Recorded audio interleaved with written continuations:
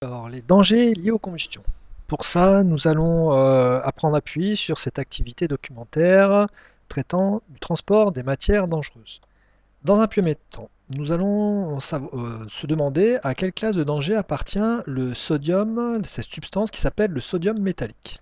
Pour ça, nous allons regarder cette vidéo, réaction du sodium métallique avec de l'eau. Vous avez dû voir en seconde que quand on plonge ici un morceau de sodium métallique dans de l'eau pure, le métal émet des gaz inflammables qui prennent feu. Donc on regarde maintenant dans le document qui est ici, et vous devez l'avoir avec vous ce document-là, et on regarde ici dans la classe 4.3, matière qui au contact de l'eau dégage des gaz inflammables. Donc on va dire que le sodium métallique appartient à la classe de danger 4.3. Nous allons donc maintenant répondre à ces 5 questions ici qui sont dans le document. La première question, quels sont les dangers liés à la combustion? Alors quand on regarde le document sur le transport des matières dangereuses, on voit ici tout un tas de risques associés. Et nous, ce qui va nous intéresser pour la combustion, il y en a 3. L'incendie, le dégagement d'un nuage toxique, et ensuite, possibilité d'avoir une explosion. Voilà les 3 dangers liés à la combustion.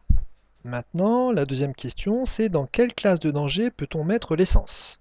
On regarde les classes de danger. L'essence ici, c'est la classe numéro 3, c'est un liquide bien sûr inflammable. La troisième question nous demande de rechercher le code matière de l'essence. Alors dans le document en annexe, on voit qu'il y a un code matière international décrété par l'ONU, et donc c'est un nombre à 4 chiffres. On cherche et tout simplement on arrive à trouver ici le code 1203, fuel domestique essence. On en profite pour regarder pour la prochaine question. On demande le code 1202 à quoi il correspond. Et bien ici c'est le code tout simplement du gasoil. Donc voilà les réponses associées. Enfin, dernière question, quelle est la signification du panneau? Alors de ce panneau-là, donc ce panneau-là, il est associé simplement au danger, que c'est un accès, c'est un panneau d'interdiction aux véhicules transportant des matières dangereuses. Maintenant, un autre panneau est possible, celui-là. La signification de ce panneau, on voit que c'est quelque chose qui ressemble à une flamme, et donc c'est un accès interdit au transport des marchandises explosives ou facilement inflammables.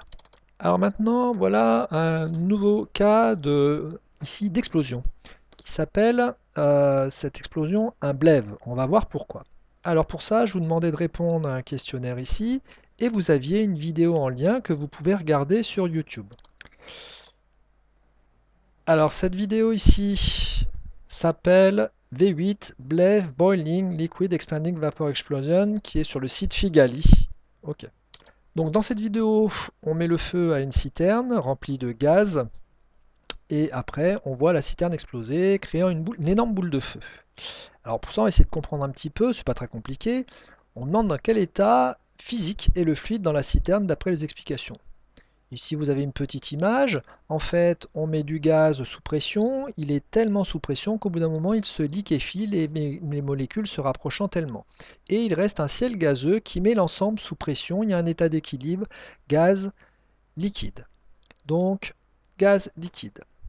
Deuxième question, pourquoi la soupape de la citerne s'ouvre une première fois? Elle s'ouvre une première fois tout simplement parce que la vapeur, le liquide bout, produisant de plus en plus de vapeur, l'ensemble est de plus en plus sous pression, et du coup il y a une soupape qui, à partir d'un certain seuil de pression, évacue le gaz et crée tout simplement une flamme. La troisième question, pourquoi la citerne explose alors que la soupape est ouverte? Alors ce qui se passe dans un premier temps, c'est que la soupape, ayant décompressé l'ensemble, elle se referme, mais vous voyez que là, il y a plein de liquide qui s'est évaporé, ça continue toujours à chauffer à l'extérieur, et le gaz chauffe beaucoup plus vite que le liquide. Chauffant beaucoup plus vite, la pression monte énormément plus, et la soupape n'a pas le temps d'évacuer en temps réel la pression. Donc, elle explose. Explosant, ici, vous voyez qu'il n'y a plus du tout de flamme. Il y a un souffle.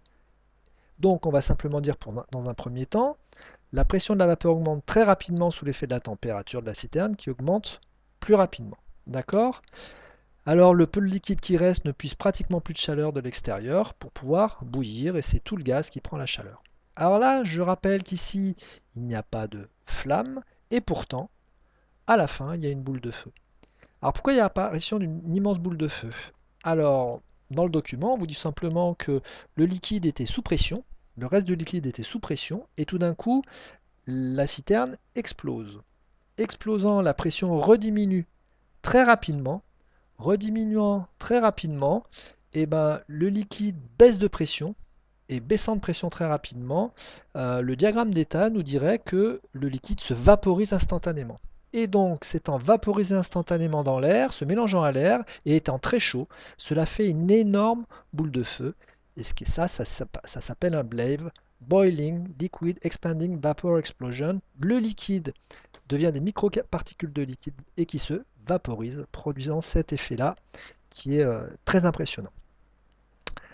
Alors, nous allons conclure avec les dangers liés à la combustion.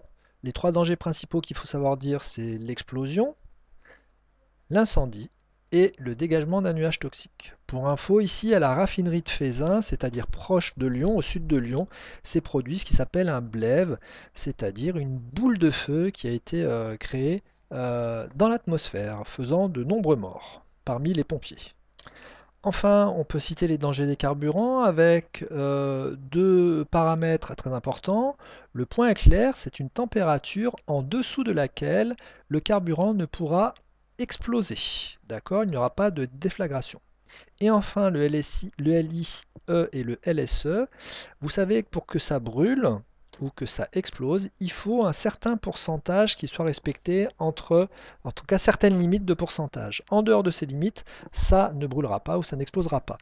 Et ça, c'est un pourcentage en volume, d'accord, du carburant dans l'air. S'il y en a moins de 2% de carburant dans l'air, de vapeur, de gaz dans l'air, eh ben ça n'explosera pas. Pourquoi? Parce que le mélange est trop pauvre en carburant. Maintenant, s'il y en a plus de 10%, par exemple pour le GPL, il sera trop riche et également ça n'explosera pas, ça ne brûlera pas. Trop pauvre ou trop riche. Enfin, quelques moyens pour prévenir l'accident, d'accord, lié à la combustion, donc à l'incendie ou à l'explosion. Bah ici, quand vous faites à la pompe à essence, il y a plein de pictogrammes. En gros, vous avez une cigarette, vous avez ici une cigarette, ici des allumettes, ici le moteur qui doit être éteint parce qu'il y a des étincelles hein, dans les moteurs. Donc, bah, il faut tout simplement éloigner les sources de chaleur, d'accord? Et ensuite, on demande de limiter les téléphones. Ah, pour quelle raison ça? Il y a plein de théories, mais en tout cas, il ne faut pas utiliser son téléphone portable. C'est déjà été observé que ça prenne feu. D'accord? Et ensuite, la dernière chose, c'est qu'il ne faut pas faire brûler son moteur dans un espace clos ventilé parce que vous savez qu'il y a des vapeurs qui sont toxiques.